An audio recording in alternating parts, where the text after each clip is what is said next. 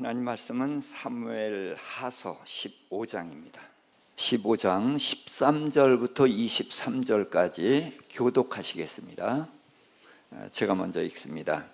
전령이 다윗에게 와서 말하되 이스라엘의 인심이 다 압살롬에게로 돌아갔나이다 한지라.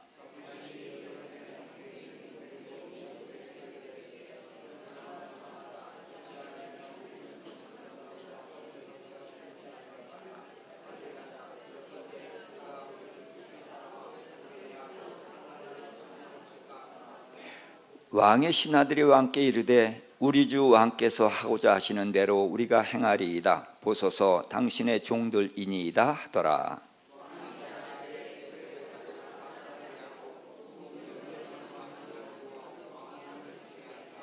왕이 나가매 모든 백성이 다 따라서 벳 메르하게 이르러 멈추어 서니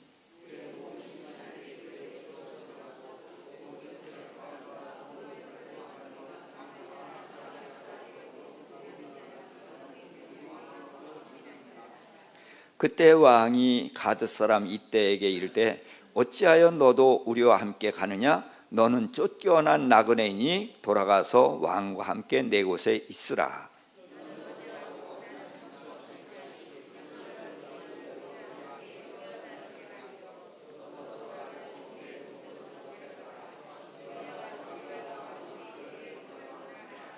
이때가 왕께 대답하여 이르되 여호와의 살아계심과 내 주 왕의 살아계심으로 맹세하옵나니 진실로 내 주 왕께서 어느 곳에 계시든지 사나 죽으나 종도 그곳에 있겠나이다 하니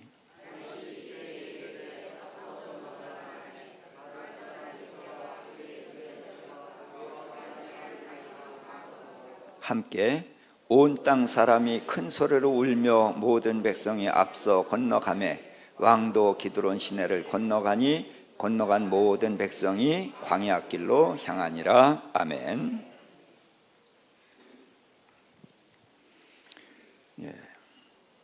압살롬이 반란을 일으켰을 때의 이야기죠. 압살롬은 다윗의 셋째 아들입니다. 그런데 성경에 보니까 이 압살롬이 뭐가 많다고 그랬죠? 머리카락이 숱이 많아서 해마다 머리를 솎아냈대요. 참 성경에 어지간히 쓸 게 없었나 보죠? 아니 머리카락 많아서 머리카락 잘라냈다는 이야기를 왜 성경에 쓰겠어요? 거기에도 다 뜻이 있으니까. 성경은 우리에게 교훈을 주기 위해서 있는 거거든요. 그럼 머리카락 잘랐다는 이야기가 무슨 얘기인가? 머리카락이 많다는 것은 이 압살롬이 지혜가 출중한 사람이다. IQ가 150, 160이다. 그런 얘기예요. 그래서 이 압살롬은 탁월한 머리를 가지고 있어서 그가 맘먹고 도모하면은 못 이룰 일이 없어요. 그래서 장남 암논이 이 압살롬의 누이 동생 다말을 짝사랑해가지고 집으로 끌어들여서 겁탈을 하고 쫓아보냈거든요. 그랬더니 압살롬이 울면서 오는 다말을 보고 딱 알았어요. 무슨 일이 있었구나. 너 암논 집에 갔었니? 끄덕끄덕하니까 그래, 시방은 가만히 있어라. 그럼 시방은 가만히 있으라는 얘기는 뭐예요? 내가 어떻게 하겠다? 반드시 해결해 주겠다. 그래가지고 결국은 암논을 불러서 죽이거든요. 죽이고 이제 망명을 갔어요. 근데 이 외갓집이 어디냐면 이방 나라 왕의 집이거든. 그래서 우리가 누구와 사귀느냐 이게 참 중요해요. 그래서 이제 그 다윗은 암논이 죽은 후에 죽었으니까 그냥 잊어버렸죠. 그 슬픔을 놓고 이제는 누가 보고 싶어요? 압살롬이 보고 싶은 거야. 그런데 살인자인 압살롬을 불러올 수 있어요, 없어요? 율법은 뭐예요? 이에는 이, 눈에는 눈. 그러니까 살인자는 어떻게 돼야 돼요? 죽어야 돼. 자, 그러니까 보고 싶은데도 불러올 수가 없는 거예요. 아무리 왕이라도. 그랬더니 요압 장군이 그 마음을 알고 한 여인을 통해서 압살롬을 데려오게 하죠. 자, 그런데 다윗이 압살롬이 왔을 때에 압살롬을 처벌을 하는데 어떤 처벌을 하느냐 하면 안 보는 처벌을 한 거예요. 언젠가 제가 다윗의 자녀 교육에 대해서도 한번 말할 기회가 있었으면 싶은데, 다윗은 자식을 끔찍이 사랑하는 사람이에요. 그런데 문제는 자녀 교육을 가장 못한 사람이야. 그래서 자식이 죽는 게 다 누구 때문에 죽어? 아버지 때문에 죽어. 그래서 첫째 죽고 셋째 죽고 넷째 죽고. 근데 거기에는 다 아버지의 문제점이 연결돼 있어요. 자, 아무튼 처벌을 하는데 안 보는 처벌을 한 거예요. 근데 우리 아버지들 이거 하면 안 됩니다. 자식들 잘못했을 때 처벌해야 돼요, 안 해야 돼요? 해야 돼요. 그런데 너 안 봐, 이 처벌을 하면 안 돼요.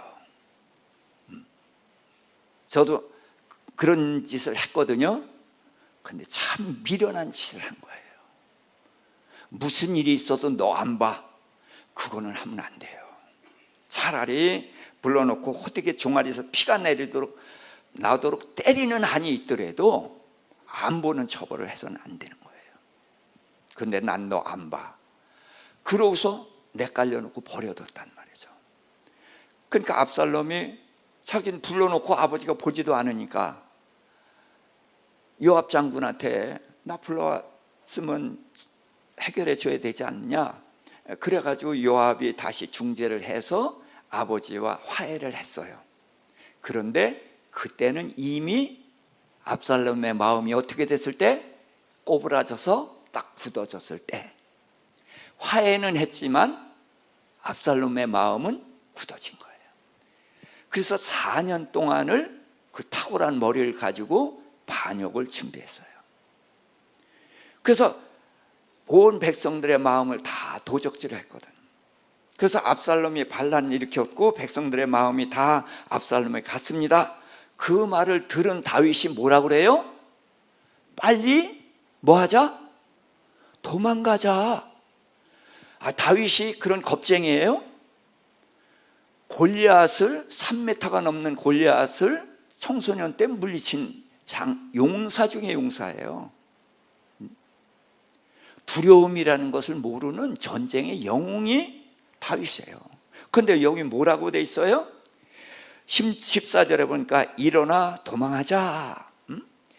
그렇지 않으면 압살롬의 손에서 피하지 못하리라. 빨리 가자. 두렵건대 그가 우리를 덮칠까 두렵다. 왜 그래요? 압살롬이 누군지를 알거든. 압살롬이 반역을 일으켰을 때는 어설프게 하지 않았고 완벽하게 준비해서 했다는 거예요. 그러니까 어떻게 해야 돼? 우선은 생각할 겨를도 없는 거예요. 빨리 도망가자는 거예요. 그래서 압살롬의 머리를 깎았다는 얘기가 무슨 얘기인지 이해가 되시죠? 그래서 다윗이 도망을 갑니다. 그러니까 다윗에게는 군사도 없고 이제 백성들만 좀 따라오는 거예요. 나중에 압살롬하고 전쟁을 할 때 보니까 장수가 셋 있어요. 누구? 하나는 요압, 또 하나는 요압의 동생 아비새, 그리고 지금 여기 나온 이때. 부대를 3부대만 한 거예요. 장수가 셋밖에 없으니까. 그럼 이때를 따르는 사람이 몇 명? 지금 보니까 600명. 그러면은 요압, 아비새를 따르는 군대도 얼마 안 됐겠죠. 그래서 지금 황급히 도망가니까 군사도 없고 아무것도 없이 허겁지겁 도망을 가는 거예요. 자, 그런데 이때라는 사람이 블레셋 사람인데 자기 왕에게 미움을 받았는지 무슨 일인지 모르지만 다윗에게 망명을 왔단 말이죠. 근데 망명을 왔는데 엊그제 망명을 왔어요. 그럼 망명을 어떻게 해요? 다윗이 블레셋에 망명 갔을 때 블레셋 왕이 어떻게 했어요? 성읍을 줬잖아요. 성을 주고 거기 살게 해주고 그리고 직분도 맡기고 했었거든. 그런데 다윗은 이때에게 해준 게 있어요, 없어요? 없어. 온 지 며칠 안 되니까. 그래서 아무것도 해준 게 없는데 이때가 자기를 따라온단 말이죠. 그럼 600명 군사와 함께 따라왔을 때 다윗에게 힘이 되어 거추장스러워요? 힘이죠. 지금 한 사람의 군사가 필요하고 한 사람의 장수가 절실히 필요한 상황에 이때라는 장수가 600명을 거느리고 와준다? 큰 힘이 되는 거예요. 그러면 어떻게 해요? 그래, 고맙다. 내가 날 따라오면은 이후에 내가 반드시 내가 보상을 해줄게. 그렇게 약속하고 가야 되잖아요. 근데 다윗은 뭐라고 했어요? 가자. 19절 20절 시작. 그때 왕이 가드 사람 이때에게 이르되 어찌하여 너도 우리와 함께 가느냐? 너는 쫓겨난 나그네이니 돌아가서 왕과 함께 내 곳에 있으라. 너는 어제 왔고 나는 정처 없이 가니 오늘 어찌 너를 우리와 함께 떠돌아다니게 하리요? 너도 돌아가고 내 동포들도 데려가라. 은혜와 진리가 너와 함께 있기를 원하노라. 따라오라? 돌아가라. 왜? 이방인이라? 왜 돌아가라죠? 지금 돌아가라고 할 형편이에요, 다윗이? 절실히 필요한 점. 그렇죠? 한 사람의 군인이라도 절실히 필요한 상황인데 이때라는 장수가 600명을 거느리고 온단 말이죠. 그럼 큰 힘이 되는 거예요. 나중에 보니까 네가 앞서가라. 그래서 선봉대를 삼아요. 그렇게 절실히 필요한 이때와 600명을 보고 어떻게 하라? 돌아가라. 왜? 나는 너한테 해준 게 없다는 거예요. 내가 너한테 성읍도 주고 직분도 맡겼으면은 내 부하가 된 거죠. 그러니까 따라오는 게 당연하죠. 그렇지만 내가 해준 게 있어요, 없어요? 아무것도 없어요. 그러니까 내 부하예요, 아니에요? 아니거든. 그러니까 내가 필요하지만 내가 필요하다고 해서 따라오라고 할 수가 없다는 거예요. 왜? 나는 지금 뭐예요? 왕이에요? 신부는 왕은 맞지만 도망자예요. 내 아들이 반란을 일으켜서 도망자가 되어서 떠돌이가 되고 있단 말이죠. 내가 돌아올지 못 돌아올지 장담 못한단 말이죠. 그러니까 나는 도움이 절실히 필요하지만 내가 너한테 해준 것도 없이 내 필요 때문에 너를 같이 가자고 나는 못하겠다는 거예요. 너는 어제 왔고 나는 이제 떠돌이가 되는데 내가 어떻게 너와 함께 가자고 하겠냐? 넌 돌아가라. 자, 이때가 이 말을 들으면서 어떤 생각을 했을까요? 자, 이때가 다윗이 도망갈 줄 알았으면 망명 왔겠어요? 안 왔겠어요? 이때가 다윗에게 망명을 왔을 때에는 다윗이 이 가나안 땅 그 지역에서 가장 탁월한 왕이란 말이죠. 가는 데마다 이긴단 말이죠. 지난주 우리가 성경 공부했잖아요. 다윗이 어디로 가든지 여호와께서 이기게 하시니라. 2번이나 써 있잖아요. 어디로 가든지 여호와께서 이기게 하는 그런 승승장구하는 왕. 그러니까 그에게 망명을 왔지 도망자일 줄 알고 망명 왔겠어요? 아니죠. 근데 문제는 망명을 왔단 말이에요. 비록 받지는 못했지만 이 왕이 도망을 가. 그럼 어떻게 해야 되겠어요? 난감하죠. 갈 수도 없고 안 갈 수도 없고. 게다가 혼자예요? 600명 내 부하들이 있어. 그럼 이들의 생각이 있을 거 아니에요. 이들이 같이 가길 원하겠어요? 우리가 왜 가냐고 그러겠어요? 난감한 거예요. 그렇지만 내가 왕으로 선택을 했으니까 쭈삣쭈삣 따라 나섰는데 이 왕이 돌아가라 그럽니다. 얼마나 안심이 되겠어요. 아, 그래요? 그럼 안녕히 가세요. 그러고 돌아서야 되는데 이때가 어떻게 해요? 왕이 어디로 가든지 살든지 죽든지 내가 왕과 함께 있으리이다. 왜?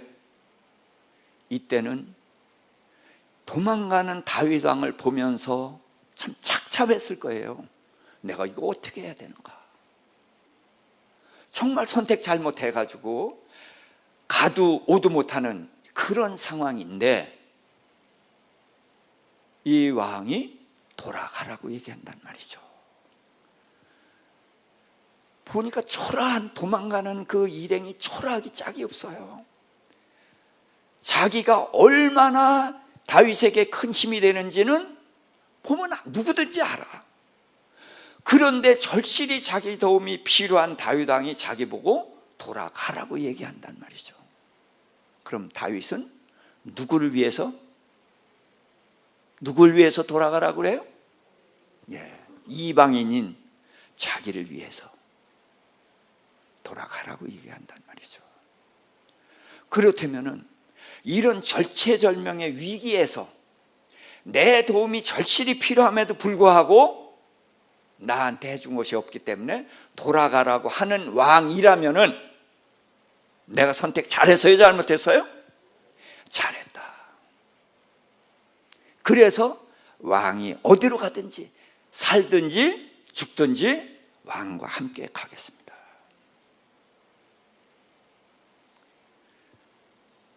다윗은 자기의 필요가 아주 절실하죠.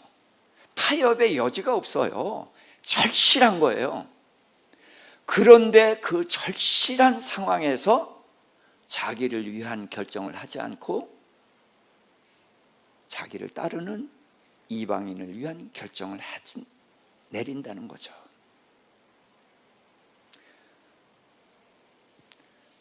예수님이 이기적인 삶을 사셨어요? 이타적인 삶을 사셨어요? 이타적인 삶을 사셨죠. 그런데 아니래요. 예수님이 가장 이기적이래요. 왜 그래요? 그랬더니 결과가 그렇잖아요. 맞아요? 틀려요? 결과가 예수님이 누구 위해 사셨어요? 우리 위해 사셨잖아요. 목숨까지 주시고. 예수님이 채찍에 맞으신 것이 우리의 육체를 치유하시기 위해서. 예수님이 억울하게 무죄, 재판장인 빌라도가 무죄 3번을 선언했는데 가장 잔혹한 형벌인 십자가형을 받았단 말이죠. 그러니까 예수님보다 억울한 사람이 있어요? 없어요? 없어요. 근데 그 억울한 형벌을 받은 예수님 때문에 우리가 마음의 평화를 누린 거예요. 예수님이 채찍에 맞으시고 못 박히시고 그런 모든 것들이 다 우리를 위한 것이었다는 거예요. 그래서 마지막에 창에 찔려서 물과 피를 쏟은 것도 그것까지도 전부 우리를 위해서 쏟아 주신 거란 말이죠. 그런데 그 예수님의 사랑을 안 사람들은 누굴 위해 살아요? 그렇죠. 그래서 예수 욕하는 사람 봤어요? 예? 예수 욕하는 사람 없어요. 근데 요새 있더라고. 우리를 개독교라고 하면서 예수에게까지 욕을 하는 사람들이 생겼어요. 누구 때문에? 우리 때문에. 예수님은 모든 것을 우리를 위해서 주셨어요. 그래서 그 사랑과 은혜를 아는 사람은 바뀌죠? 그래서 누굴 위해 살아요? 그 예수를 위해 살아요. 그러니까 결과는 예수님이 누굴 위해 사는 게 됐어요. 자기를 위해 사신 게 됐죠? 안 그래요? 그래서 예수님 가장 이기적이다. 그 말 틀리지 않아요. 그렇다면 우리의 사는 방식도 이제는 고민할 이유가 없죠. 예수님처럼 사는 게 누굴 위한 삶이다? 나를 위한 삶이다. 지금 다윗이 누굴 위한 선택을 했어요? 자기를 위한 선택했어요? 아니에요. 이때를 위한 선택을 했어요. 그래서 이때에 육신만 얻은 게 아니라 그의 마음까지 얻었단 말이죠. 그가 기꺼이 생명까지 내놓겠다고 하잖아요. 이타적인 삶이 가장 이기적인 삶이다. 그걸 우리는 여기서 확인하면서 우리의 삶도 이쪽으로 가자는 거예요. 내가 나를 위해서 사는 것이 당장에는 유익한 것 같지만 결국은 그게 유익이 없다는 거예요. 주님이 우리에게 사랑하며 용서하며 베풀며 살라는 것은 다른 사람을 위해서가 아니라 바로 누굴 위해서? 나를 위해서예요. 그래서 다윗이 자신을 위해서 결정해야 되는 절박한 상황임에도 불구하고 이때를 위한 결정을 했기 때문에 결국은 누구를 위한 결정이 됐어요? 자신을 위한 결정이 됐고, 육체만 얻은 게 아니라 그의 마음도 얻었고 그의 생명도 얻었단 말이죠. 그래서 여기 다윗을 통해서 우리가 배워야 되는 것은 나를 위하지 않고 상대방을 위한 선택을 하자. 그것이 결국은 모두를 위한, 다윗만 위한 거예요? 이때를 위한 것이 된 거예요. 몸뚱이만 쫓아오는 게 아니라 마음까지, 생명까지 내놓으면서 쫓아오잖아요. 그래서 우리 신앙생활이라는 것은 누구에게도 해가 없는 거예요. 누이 좋고 매부 좋고 그게 신앙생활인 거예요. 신앙생활은 누구에게도 해가 되지 않는 거다. 근데 당장 보기에는 내게 해가 되는 것 같아, 손해가 되는 것 같아. 그러나 그것이 가장 확실하게 나를 위한 삶이다. 이걸 꼭 마음에 새겨줄 수 있기를 부탁하면서 2019년도에 우리가 이러한 선택을 할 수 있기를 부탁을 드립니다. 그 다음을 좀 보도록 하겠습니다. 자, 24절부터 26절입니다. 함께 보라, 사독과 그와 함께한 모든 레위 사람도 하나님의 언약궤를 메어다가 하나님의 궤를 내려놓고 아비아달도 올라와서 모든 백성이 성에서 나오기를 기다리도다. 왕이 사독에게 이르되 보라, 하나님의 궤를 성읍으로 도로 메어가라. 만일 내가 여호와 앞에서 은혜를 입으면 도로 나를 인도하사 내게 그 궤와 그 계신 데를 보이시리라. 그러나 그가 이와 같이 말씀하시기를 내가 너를 기뻐하지 아니한다 하시면 종이 여기 있사오니 선히 여기시는 대로 내게 행하시옵소서 하리라. 아멘. 자, 다윗은 예루살렘으로 이제 성을 옮긴 다음에 하나님의 궤를 다윗 성으로, 예루살렘 성으로 모셔왔죠. 왜 모셔왔어요? 다윗은 하나님을 사랑하니까, 또 하나님께 물으려고. 결국은 누가 다스리는 거예요? 하나님이 다스리는 거예요. 다윗이 왕이긴 하지만 하나님이 다스린다. 그랬기 때문에 하나님의 궤를 모셔왔어요. 근데 다윗이 도망가니까 제사장들이 당연히 하나님의 궤를 모시고 다윗을 따라가는 게 당연해요? 문제가 있어요? 예? 당연해요. 그런데 다윗은 하나님의 궤를 도로 모셔가라. 하나님 필요 없어서 그런가요? 다윗이 백성들도 다 빼앗겼고 많은 군대도 빼앗겼어요, 압살롬에게. 그럼 다윗에게 남은 건 뭐밖에 없어요? 하나님밖에 없어요. 그러면 하나님의 궤를 모셔가야죠. 그리고 하나님의 궤를 모시고 있으면은 압살롬을 따라온 백성들이 다윗을 마음대로 공격할 수 있어요? 머뭇거리게 돼요? 머뭇거리게 되죠. 하나님의 궤가 있으니까. 모두가 하나님의 백성들이잖아요. 자, 그러면 하나님의 궤를 모셔가는 것은 다윗의 안전에 절대적으로 유익하단 말이죠. 그리고 다윗은 하나님을 사랑하니까 당연히 모시고 가는 거예요. 그런데 다윗은 하나님의 궤를 도로 모셔가서 하나님의 궤가 있던 곳으로 모셔둬라. 여기서 그러면 다른 데와 한번 비교해 보도록 하겠습니다. 사무엘상 4장 보도록 하겠습니다. 4장 1절부터 4절입니다. 함께. 사무엘의 말이 온 이스라엘에 전파되니라. 이스라엘은 나가서 블레셋 사람들과 싸우려고 에베넷을 곁에 진치고 블레셋 사람들은 아벡에 진쳤더니 블레셋 사람들이 이스라엘에 대하여 전열을 벌이니라.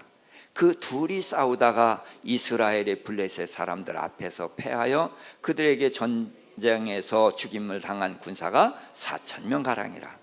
백성이 진영으로 돌아오며 이스라엘 장로들이 이르되 여호와께서 어찌하여 우리에게 오늘 블레셋 사람들 앞에 패하게 하셨는고 여호와의 언약궤를 실로에서 우리에게로 가져다가 우리 중에 있게 하여 그곳으로 우리를 우리의 원수들의 손에서 구원하게 하자 하니 이에 백성이 실로의 사람을 보내어 그룹 사이에 계신 만군의 여호와의 언약궤를 거기서 가져왔고 엘리의 두 아들 흠리와 비느하스는 하나님의 언약궤와 함께 거기 있었더라.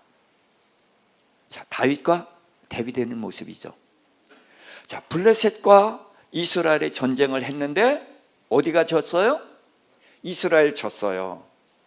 여호와께서 어찌하여 우리를 블레셋 앞에서 패하게 하셨는고 그랬죠.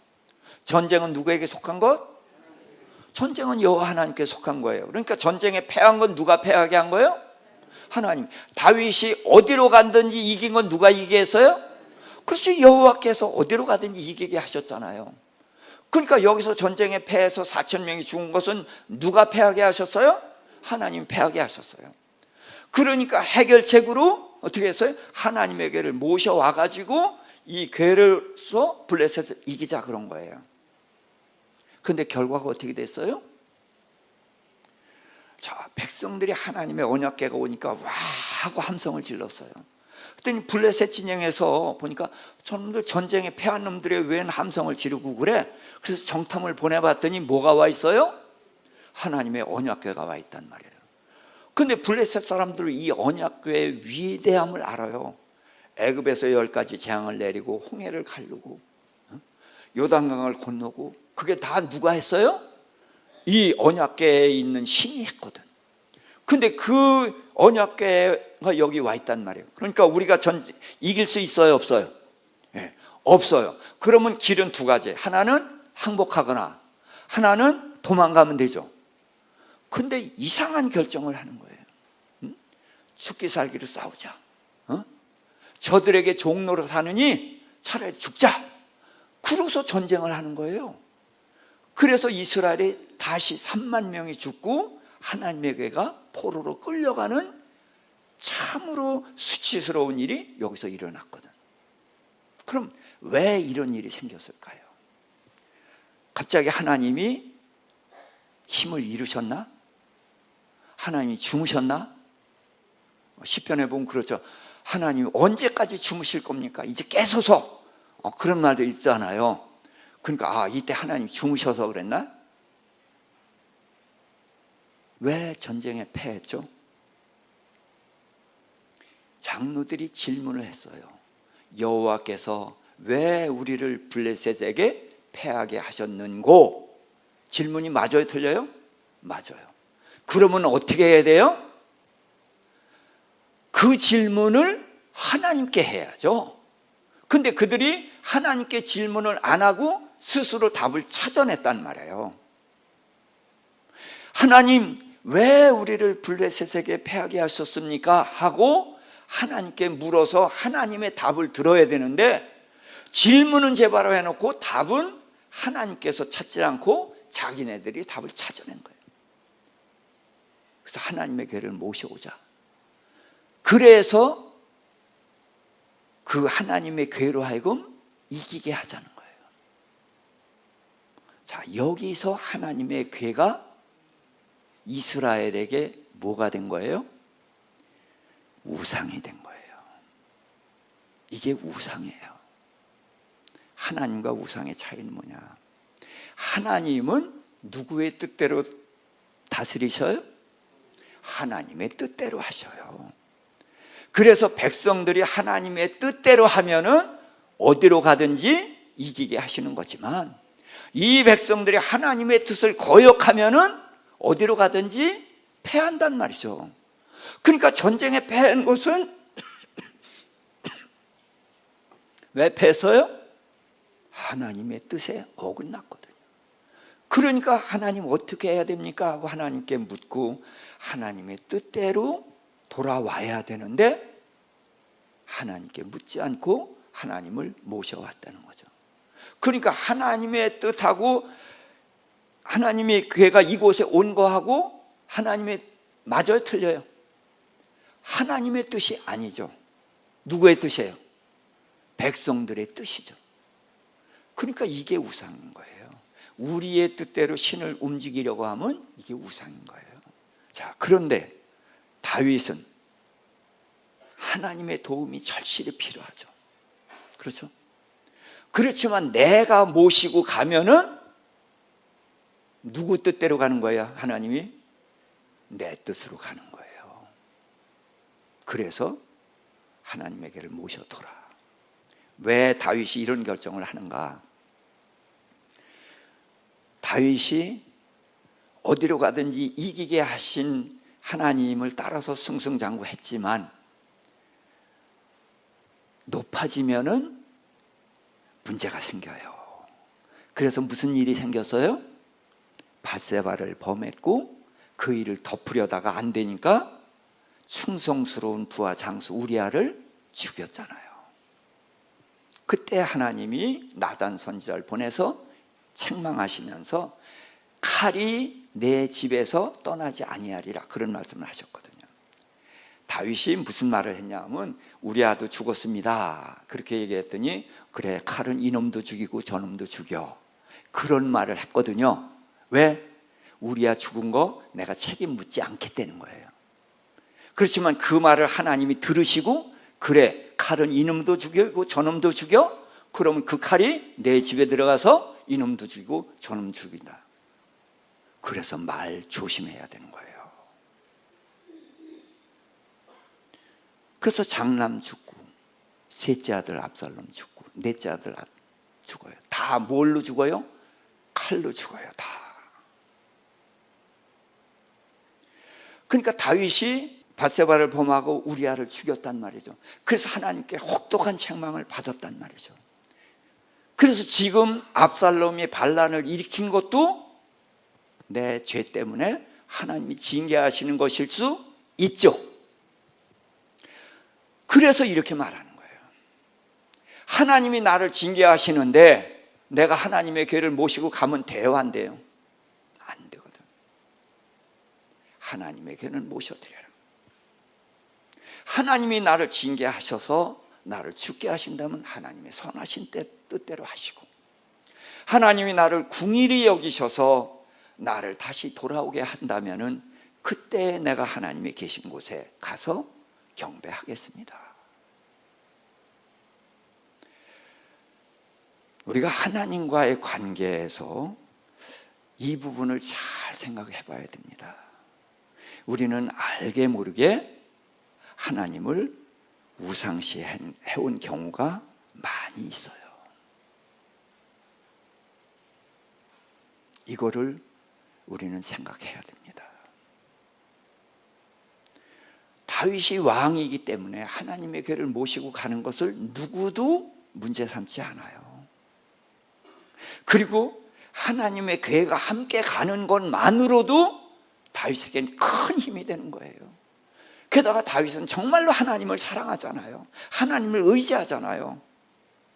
그런데도 불구하고 다윗은 하나님의 괴를 모셔가라. 그래서 자기의 필요에 의해서 하나님을 모시고 가지 않고 하나님께 내 모든 것을 다 맡긴 거예요. 하나님, 내가 징계받아 마땅하면 하나님의 선하신 뜻대로 징계하시고, 내게 궁의를 베푸셔서 다시 왕이 되게 하신다면 그때에 내가 돌아와서 왕께 경배하겠습니다. 그래서 자기 인생 전부를 하나님 손에 맡기는 다윗. 다윗의 위대함은 바로 이런 데 있는 거예요. 그러니까 다윗은 누구를 위해 살아요? 다른 사람을 위하고 하나님을 위하고. 자기가 절실히 도움이 필요한데도 불구하고 자기를 위한 선택을 하지 않는다는 것이죠. 그런데 만일에 하나님이 다윗을 압살롬을 통해서 징계하기로 결정을 하셨다 할지라도 이렇게 말하는 다윗을 버릴 수 있을까요? 예? 예. 하나님이 다윗을 징계하기로 결정하셨을지라도 다윗이 이렇게 말하면은 하나님은 긍휼이 많으신 분이라 용서하셔요. 아합 왕이 못되게 굴어서 하나님이 죽이기로 결정했잖아요. 그랬더니 아합 왕이 어떻게 했어요? 베옷을 입었어요. 그랬더니 하나님이 뭐라고 하셨죠? 쟤 봐라, 쟤 봐라, 회개하고 있다, 회개하고 있다. 베옷만 입었다고 하나님이 회개했대요. 그러면서 용서하셔요. 왜? 하나님은 자비와 긍휼이 많으신 분이거든. 그래서 아합 당대에 징벌을 내리지 않고 그 아들 때에 징계를 하시잖아요. 베옷만 입었는데도 그걸 회개했다고 기뻐하시는 하나님이에요. 그러니까 다윗이 이렇게 하나님에게를 모셔둬라, 그리고 하나님의 손에 자기 인생을 전부 맡겼을 때 그런 다윗을 하나님 외면하실 수 있어요? 없어요? 없죠. 예. 그러니까 다윗은 다른 사람을 위해서 결정하고 하나님을 위해서 결정했는데 결국 누구를 위한 결정이 됐어요? 예, 자기를 위한 결정이 됐다는 거예요. 다시 본문으로 돌아갑니다. 30절부터 34절입니다. 같이 읽습니다. 다윗이 감람산으로 길로 올라갈 때에 그의 머리를 그가 가리고 맨발로 울며 가고 그와 함께 가는 모든 백성들도 각각 자기의 머리를 가리고 울며 올라가니라. 어떤 사람이 다윗에게 알리되 압살롬과 함께 모반한 자들 가운데 아히도벨이 있나이다 하니 다윗이 이르되 여호와여 원하옵건대 아히도벨의 모략을 어리석게 하옵소서 하니라. 다윗이 하나님을 경배하는 마루턱에 이를 때에 아렉 사람 후세가 옷을 찢고 흙을 머리에 덮어쓰고 다윗을 맞으러 온지라. 다윗이 그에게 이르되 내가 만일 나와 함께 나아가면 내게 누를 끼치리라. 그러나 내가 만일 성읍으로 돌아가서 압살롬에게 말하기를 왕이여 내가 왕의 종이니이다. 전에는 내가 왕의 아버지의 종이었더니 이제는 내가 왕의 종이니이다 하면 내가 나를 위하여 아히도벨의 모략을 패하게 하리라. 아멘. 자, 다윗이 도망가는데 아히도벨 이야기가 나왔어요. 아히도벨이 압살롬의 편이 됐습니다. 그랬더니 다윗이 큰 충격을 받아요.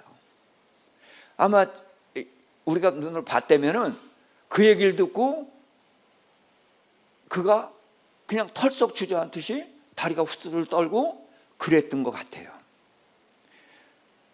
그러면서 아히도벨의 모략을 패하게 하소서 하나님께 탄원을 하는 거예요. 그럼 이 아히도벨은 누구냐? 자, 삼국지에서 가장 뛰어난 머리 쓰는 사람 누구예요? 제갈공명. 아히도벨이 이스라엘의 제갈공명이에요. 그래서 성경은 뭐라고 얘기하냐면 아히도벨이 베푸는 모략은 여호와께서 받아서 말한 것과 같다. 그러니까 아히도벨과 누가 같은 수준?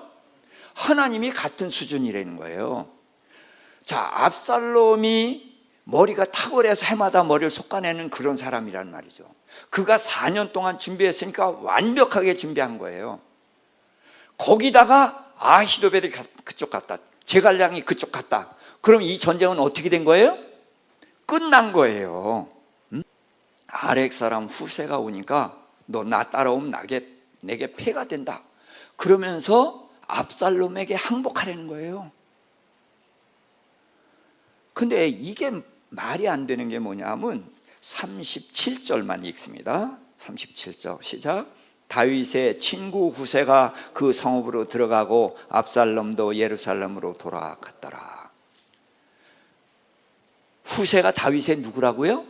친구. 후세가 다윗의 친구라는 것은 온 이스라엘이 다 알아요. 그러면 후세가 압살롬에게 항복한다 그랬을 때 믿을 사람이 있어요? 없어요? 없어요. 그러면 목이 어떻게 돼요? 위태로워져요. 그렇죠?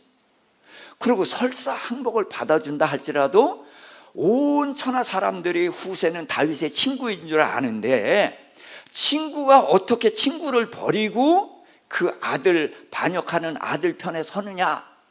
그랬을 때 대놓고 침은 못 뱉어도 아마 그럴 거 아니에요? 그런데 다윗은 그런 부탁을 후세에게 하는 거예요.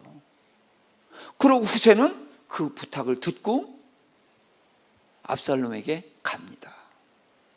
자, 그러면 여기서 다윗은 누구를 위해서 부탁을 해요? 후세를 위해요? 자기를 위해요? 예, 여기서는 다윗이 자기를 위해서 부탁을 하는 거예요.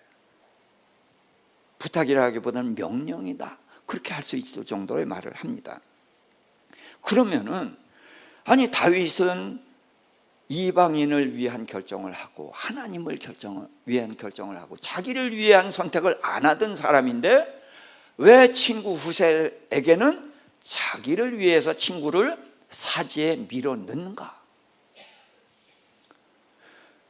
자, 그럼 후세는 어떤 사람인가?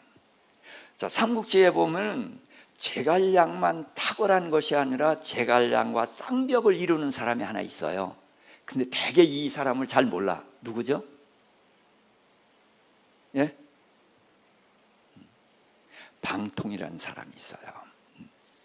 방통이라는 사람이 제갈량과 쌍벽을 이루는 사람이에요. 그래서 그런 말이 있어요. 두 사람 중에 하나만 얻으면 천하를 얻는다 그랬거든. 그런데 유비는 그 두 사람을 다 얻었기 때문에 천하를 얻었다 이렇게 얘기를 하는 사람이에요. 그런데 이 방통은 낙봉파라는 그 지역에서 화살을 맞고 죽거든요. 그래서 그 사람이 빛을 못 봐서 그렇지 뛰어난 사람이면 틀림이 없는데 이 후세가 말하자면 방통과 같은 사람인 거예요. 그러니까 다윗은 아히도벨의 모략을 깰 수 있는 사람은 누구밖에 없어요? 후세밖에 없는 거야. 그러니까 후세를 적진으로 밀어넣으면서 사지로 밀어넣으면서 나를 위해서 아히도벨의 모략을 패하게 해달라.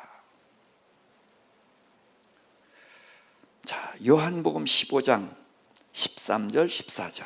사람이 친구를 위하여 자기 목숨을 버리면 이보다 더 큰 사랑이 없나니 너희는 내가 명하는 대로 행하면 곧 나의 친구라. 주님이 지금 제자들에게 하신 말씀이죠. 제자들이 누구라고요? 나의 친구래요. 근데 친구는 어떻게 하는 게 친구라고요? 목숨을 버리는 것이 친구다. 그러면은 제자들에게 예수님이 친구라면은 어떻게 친구가 됐어요? 지금 말씀하신 것처럼 예수님이 제자들을 위해서 뭐 했어요? 목숨을 주셨잖아요. 다 주셨잖아요.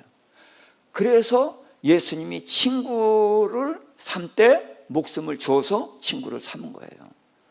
그래서 친구가 된 그들은 예수님이 나를 위해서 죽으셨다는 것을 안 이 제자들은 예수님의 친구로서 어떻게 했어요? 다 주님을 위해서 목숨을 다 내놨죠. 그렇죠. 친구가 뭐냐? 다윗은 다른 사람을 위하고 하나님을 위해서 선택을 했지 자기를 위한 선택을 하지 않은 사람이에요. 근데 지금 친구에게는 나를 위해서 목숨을 내놓으라 그 얘기를 하는 거예요. 이게 친구라는 거예요. 자, 우리는 주님의 친구가 됐죠. 왜? 주님께서 우리를 위해서 목숨을 버리셨기 때문에 그 사랑을 받은 우리가 주님의 친구가 됐어요. 제자들만 주님의 친구가 된 것이 아니라 우리도 주님의 친구가 됐습니다. 그래서 제자들과 많은 그리스도인들이 주를 위해서 기꺼이 생명을 드릴 수 있었던 것이죠. 이제 주님이 우리에게 이런 요구를 해오십니다. 다윗은 후세에게 나를 위해서 들어가 달라. 근데 사실 나를 위하는 게 뭐예요? 후세는 친구이지만 신하죠. 신하는 누굴 위해서 살아야 돼요? 왕을 위해서. 친구지만 내가 왕이고 너는 신하다. 또 다윗을 위하는 것이 결국은 누구를 위하는 거예요? 하나님을 위하는 거고 또 이 나라를 위하는 거란 말이죠. 그래서 다윗은 자기 개인의 필요 때문에 후세를 밀어넣는 것이 아니라 이 나라를 위해서 친구를 사지로 밀어넣는데 그 친구 후세는 기꺼이 사지로 들어간다는 거죠. 하나님의 도우심이 없으면 아마 죽었을 거예요. 그런데 하나님이 다윗을 위하고 또 기꺼이 사지로 들어가는 후세를 위해서 일하시기 때문에 결국은 후세는 압살롬에게 받아들여지고 아히도벨에게 모략을 패하고 그래서 나라를 구출하고 왕을 구출해내는 큰 일을 해냅니다. 자, 여기서 우리가 좀 말씀을 정리하겠습니다. 우리가 누굴 위해서 사느냐?